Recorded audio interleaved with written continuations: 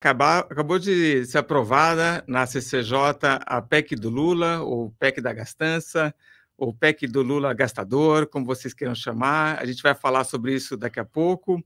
Vamos falar também sobre a condenação de Cristina Kirchner na Argentina, orçamento secreto, sexo fora do casamento na Indonésia. Para falar sobre essas coisas todas, a gente está aqui com o Rogério Ortega. Rogério, boa noite.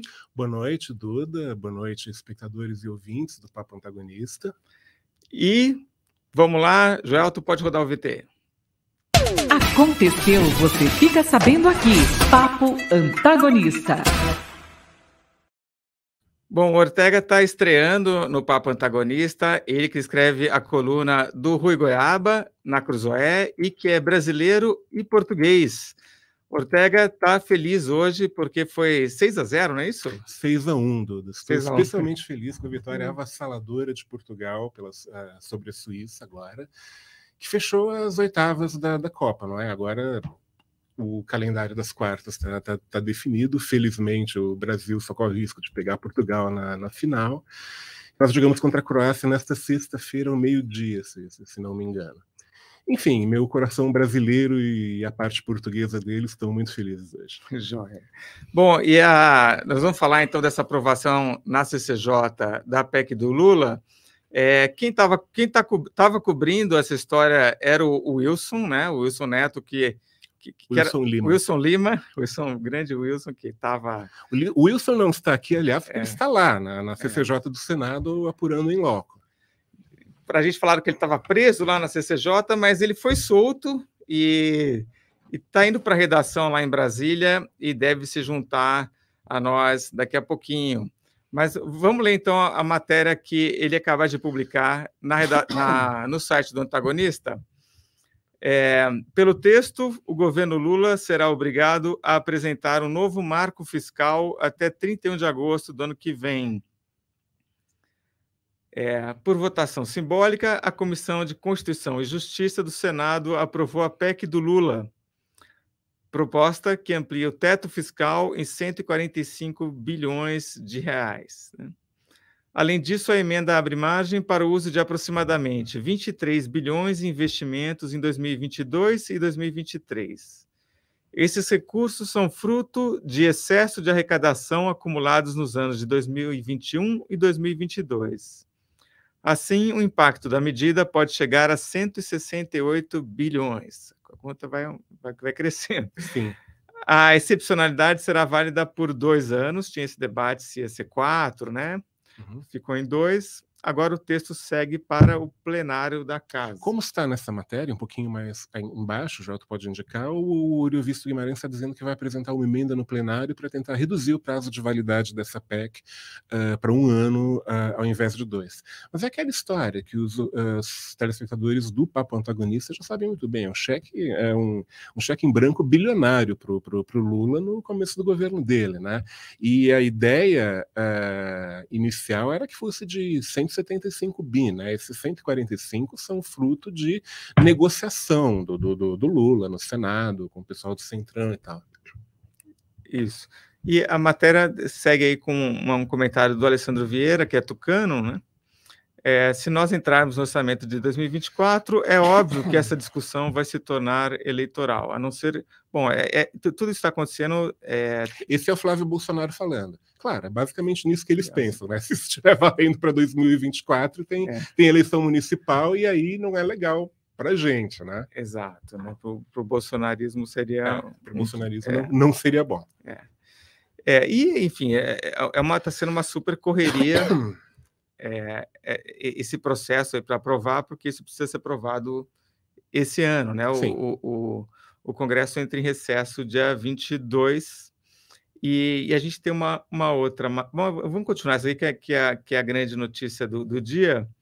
O valor foi considerado... Bom, o texto concediu uma licença para gastar de 175 bilhões. Que eu estava falando, é o texto inicial do Alexandre Silveira, que é o senador que fez a proposta da PEC do Lula, da gastança, etc. O valor foi considerado excessivo, inclusive por senadores da nova base governista. Após várias conversas, Silveira chegou ao valor de 145 bi. Essa cifra já havia sido defendida pelo próprio PT na semana passada. O prazo de apresentação foi reduzido para 6 meses do marco fiscal. Do marco fiscal, exato. Para contemplar os pedidos de integrantes da nova oposição. Ao longo do dia, integrantes da base do governo eleito chegaram a falar sobre a votação, que a votação aconteceria apenas na quarta-feira, mas houve um acordo após reunião entre representantes da base lulista e bolsonarista no Senado. Enfim, aí é interessante que a gente tem os dois lados. É, né? Um acordão, né? Quer dizer, pegou a base bolsonarista do Senado também endossando essa PEC da gastança jato, porque a tramitação está bem rápida, né? A CCJ aprovou e, salvo engano meu, vamos votar no plenário já amanhã. Amanhã, e vai para o plenário no Senado na próxima quarta. Não, esta quarta, eu acho. Essa quarta? Acho que sim. Além disso, foi incorporada ao relatório emenda apresentada pela senadora Eliane Nogueira, que viabiliza gastos de receitas extraordinárias ainda neste ano, não apenas em 2023.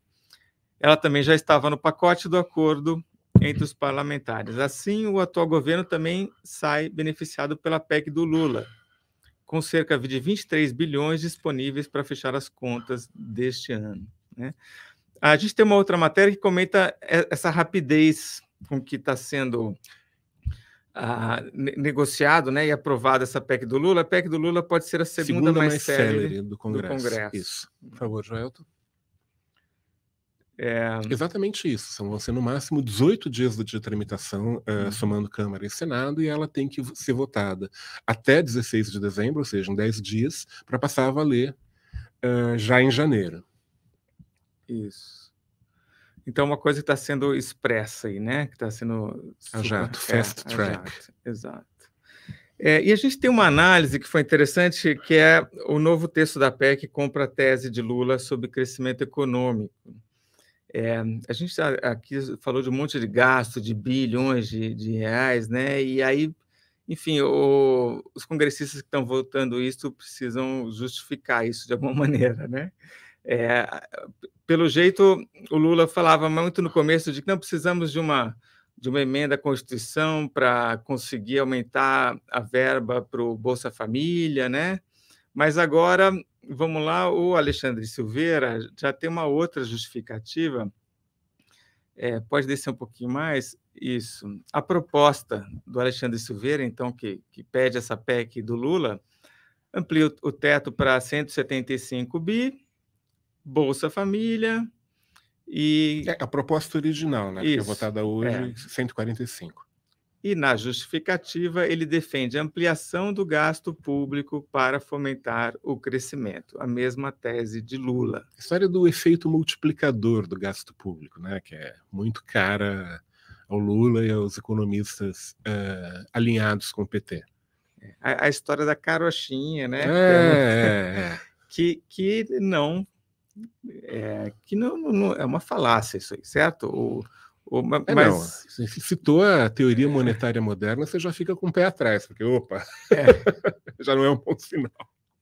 Essa é a tese do PT, que já se mostrou equivocada. Bastante equivocada no governo de Dilma Rousseff, né? Que acha que o governo gastando muito mais, isso melhora, que isso gera, né, o crescimento econômico, né? Era uma tese que estava abandonada. Está sendo recauchutada agora que Lula foi eleito. Né? Estava abandonada. E no governo Bolsonaro teve uma redução desses gastos públicos e o crescimento aconteceu, mas é um crescimento que vem do setor privado, né? Essa ideia de que você tira o Estado e o setor privado cresce. É o que a gente estava vendo, né, nos últimos 4 anos. O Lula vive no keynesianismo, né, lá de 1900 e não sei quanto, que é essa ideia de que pode funcionar quando você tem uma economia super dilapidada, né, que você não tem realmente outras maneiras de promover o crescimento econômico, que aí você precisa do Estado. O Brasil não está nessa situação. Mas vamos ler a justificativa. Apesar dos melhores esforços dos governos para piorar tudo, né?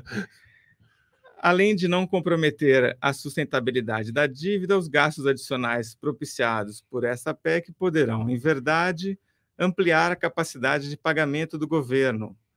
Projeta-se em 69 bilhões de reais a expansão do Programa Auxílio Brasil ou do que vier a substituí-lo, Bolsa Família.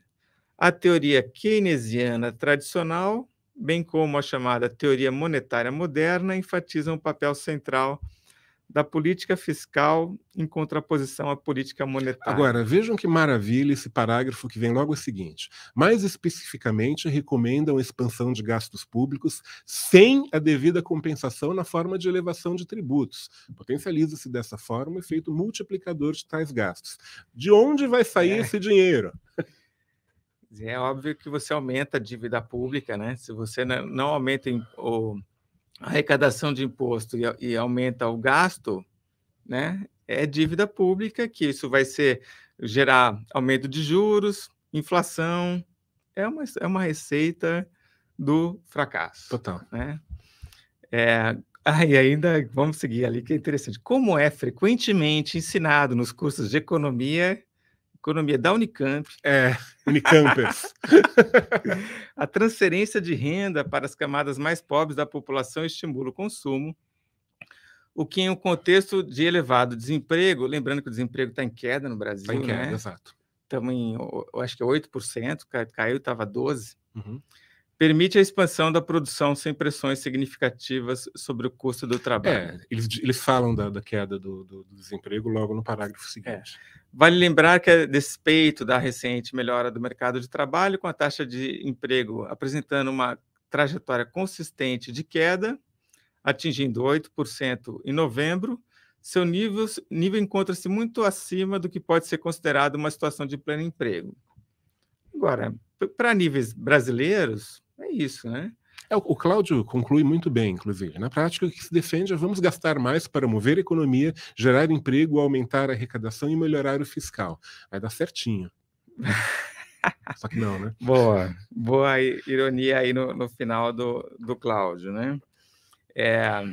Vamos lá, daqui a pouco quando o Wilson aparecer, a gente volta a falar sobre a PEC do Lula com ele. Mas, enfim, a gente já vê aí que esse aumento de gastos aí é uma péssima... enfim, isso tem consequências, né? Essa coisa de querer agradar a base eleitoral, no fim, todo mundo vai pagar por isso, e o que se prevê aí é de um rombo fiscal nos 4 anos de governo Lula, né? Chegando a 100% do PIB lá no final. Porque ele não deu, até agora, nenhuma declaração no sentido de explicitar vamos ter responsabilidade fiscal. Né? O discurso do Lula é basicamente la garantia sou eu. Né? O que eu fiz em 2003 vou continuar fazendo agora. E é óbvio que as circunstâncias no Brasil e no mundo são completamente diferentes 20 anos depois. Ortega, e vou chamar, a gente tem uma frase do Nelson Barbosa, para a gente ver um pouco como é que pensa a turma mais ligada ao PT. O Nelson Barbosa é um bom exemplo. Orçamento de 2023 é claramente insuficiente.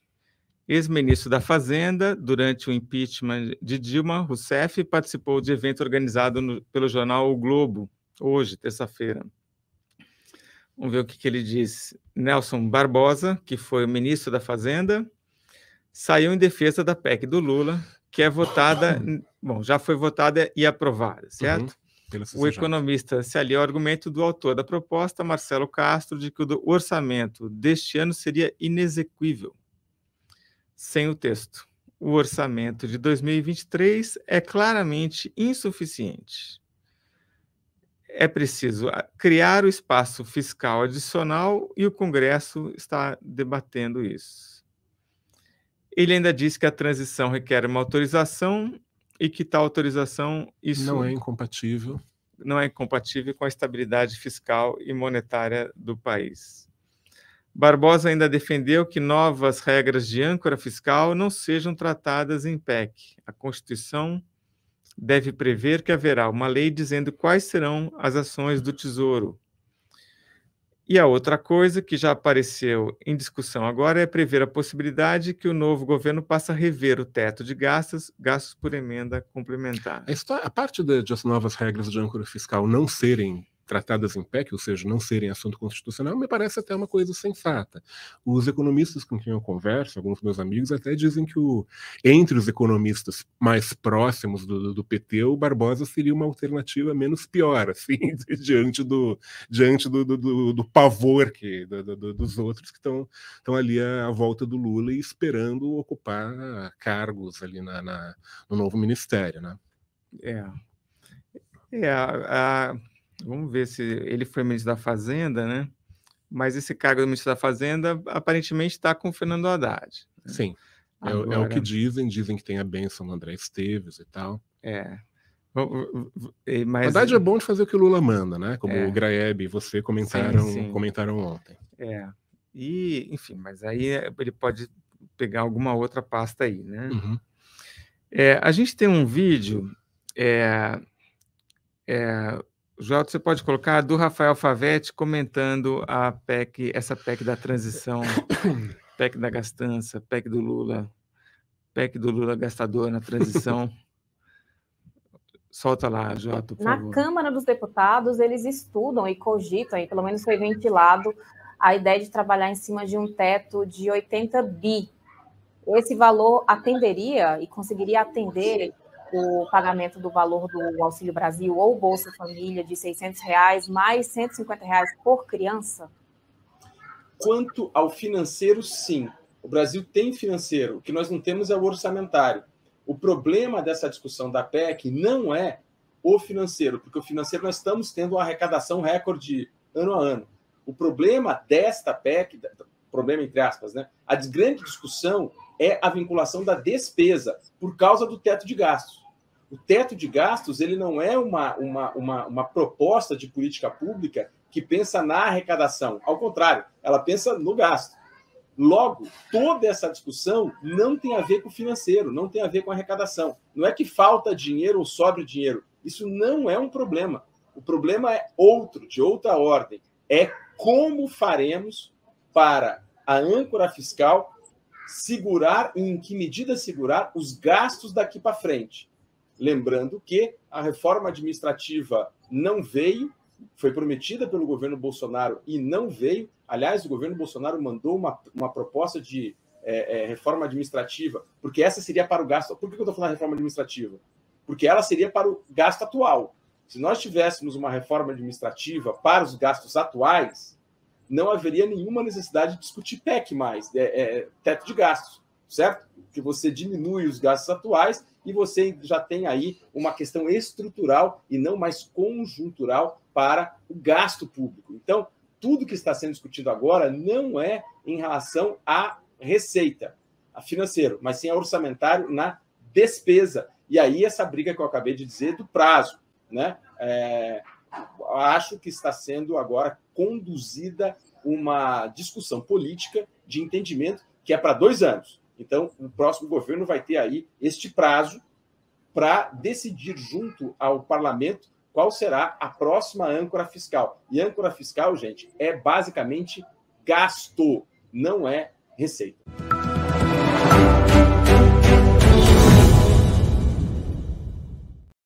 Bom, esse foi o programa Meio-Dia, que é comandado pela Kis Vasconcelos, e essa questão aí, enfim, são 2 anos aí para definir quais são as regras que vão orientar o gasto público, né, do próximo governo.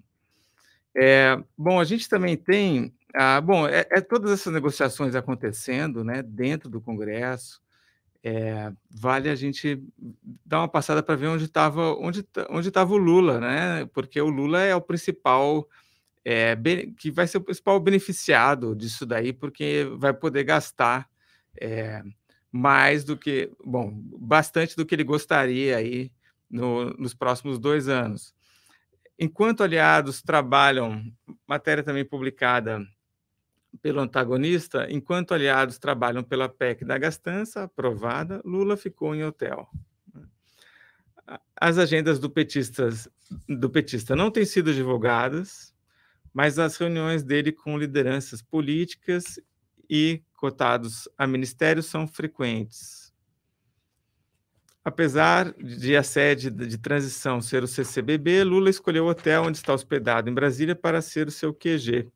Ele permanece recluso e sem falar com a imprensa desde domingo, quando retornou à capital, Brasília. Enquanto isso, a CCJ já aprovou, né? As agendas do petista não têm sido divulgadas, mas as reuniões dele com lideranças políticas e cotados a ministérios são frequentes. Hoje, Lula começou o dia em conversa com a ex-chefe do Ministério do Planejamento, Orçamento e Gestão, Miriam Belchior, que integra a equipe de transição do governo eleito. Tem mais alguma coisa, Joelton? Mais embaixo? Ontem, José Múcio Monteiro passou pelo hotel. Ele é o nome ventilado para comandar o Ministério da Defesa. Múcio, enfim, é um cara que se dá bem com todo mundo lá em Brasília, foi lobista, né? Trabalhou para várias empresas, Philip Morris, empresa de cigarro, né? Lide, empresa de seguro, e foi já do TCU, né? É um cara que consegue ser amigo tanto do Lula quanto o Bolsonaro, e é uma escolha aí do Lula para não causar nenhuma tensão aí com os militares. É um cara que transita bem, como diriam lá em Brasília, né? Por vários ambientes, várias alas ideológicas ali. Tem jogo dele com lulistas, bolsonaristas, militares. Vamos ver quem também passou pelo hotel lá, também passou pelo hotel para falar com o Lula. Volta na matéria lá, Joelton. Celso Amorim está sempre junto, né, com o Lula, que tem intermediado conversas para a ida do petista aos Estados Unidos, algo que deve ocorrer após a posse, né? Imaginava-se que o Lula iria esse ano, mas o Lula pediu para esperar, né? Para esperar um pouquinho. Ontem mesmo, foi ontem, né, que o Jake Sullivan, o secretário de Segurança Nacional do Biden, veio aqui conversar com o Lula, e o porta-voz da conversa não foi o Lula, foi o Celso Amorim falando aqui o que havia sido conversado entre o Sullivan e o Lula. Isso aí. Bom, vamos comentar um pouquinho sobre vamos falar agora sobre Valdemar Costa Neto. Deixa eu só fazer uma pequena observação, Duda. Tem um pedaço aqui que eu acho que é da nossa pauta, que acho que ainda está ligado à PEC da gastança, que é a negociação entre o Centrão e o Lula, né? O Centrão condiciona a PEC do Lula à liberação de orçamento secreto, que é o nosso post. Se o Joelton puder colocar aí na tela, agradecemos.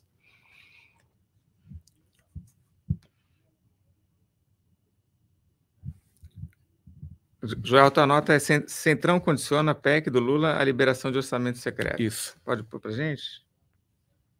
Houve uma reunião hoje, né, na residência oficial do Rodrigo Pacheco, que é o presidente do Senado, e segundo o relato do antagonista, o PT concordou em reduzir a proposta de gasto fora do teto, exatamente essa, Joelton, obrigado. O PT concordou em reduzir a proposta de gasto fora do teto, que, como nós dissemos, estava em 175 bi, e agora na CCJ do Senado foi reduzida para 145, com aquelas possibilidades de subir que nós relatamos.